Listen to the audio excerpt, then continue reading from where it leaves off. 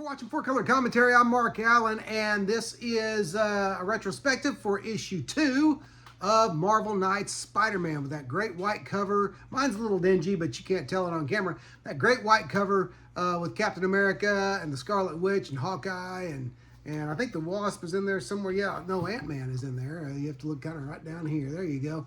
But the reason why, I'll get to why the Avengers are on this cover. But as you know from last issue, Aunt May's been kidnapped. We saw that the large splash page, the last page of issue 1. Peter busts through the window of Aunt May's apartment, and she's just gone, and the place is a shambles. And so at least Aunt May put up a fight, right? But doesn't know who took her or anything. So he reaches out to everyone he can think of in the immediate area. He reaches out to Felicia Hardy, the Black Cat.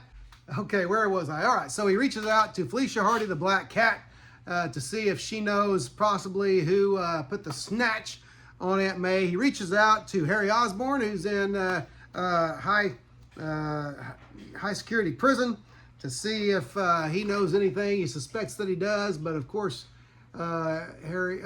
Norman, I should have said Norman Osborn. I think I did. I don't remember. But Norman acts, of course, he says he's ignorant of the whole thing and doesn't know. Of course, he likes playing games with Spider-Man, with Peter Parker, and plays coy. Spidey even mounts a semi-assault on Avengers Mansion, and to try to find out, if they know anything, because at first Jarvis won't let him in, and so in the process, Hawkeye gets Spidey's boot to the face there, okay? And then he's, of all people, he's taken down by Quicksilver, which I guess that makes sense with Quicksilver's super speed. Even Spider-Man's not as fast as him, and so it takes him down fairly quickly.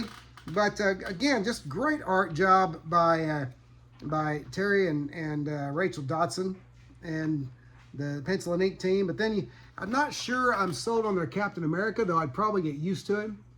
Got my light in a different place. I'm having to get used to that.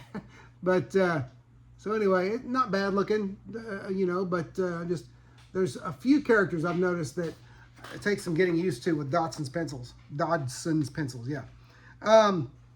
Okay, so finally Scarlet Witch gives him a talking to, and Spidey just kind of gives up on the Avengers helping him and hits the door. But after that, he goes to the Owl.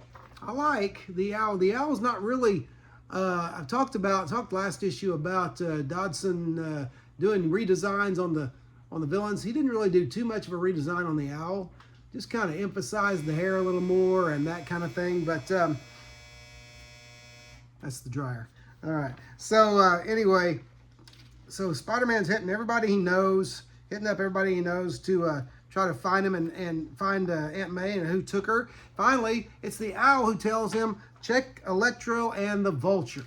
And so Spider-Man's off to find those two and find out what they know. Now, in this issue, I want to point out, in the, not the CLZ app, but the Key Collectors app, they have a category called Marvel DC Crossovers. And within that category, besides the obvious actual published crossovers, they also put appearances by seemingly Marvel characters in DC Universe and vice versa.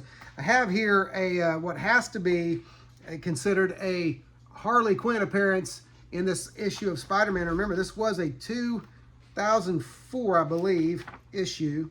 Yeah, July 2004, Marvel Knights Spider-Man, right in this kind of I don't know, skeevy dive that Electro and the Vulture end up in with their lady friends.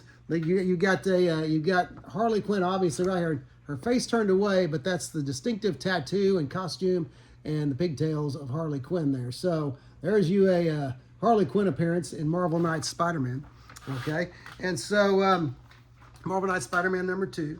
So finally, the last page, Electro is heading to his hotel room with his girl, and we won't get too far into that, but he meets, this is the last page, and he meets, I love this, image of Spider-Man by Dodson. It's a great image of Spider-Man waiting for Electro in his web, and that is cool, as well as kind of creepy and chilling, and just very, very well suited to the character. So anyway, that's Spider-Man, Marvel Knights Spider-Man #2. Great story, lots of great fun, and so just a great time. So if you can find these cheap, I highly recommend picking them up. And so anyway, that's issue #2. Hey, listen, if you haven't, maybe this is the first time you're seeing Full Color Commentary, or you just haven't subscribed yet, go ahead and like, subscribe, and comment, but especially comment, because I like the feedback, I like the conversations that take place. Anyway, other than that, thanks for watching Full Color Commentary, and I'll see you next video.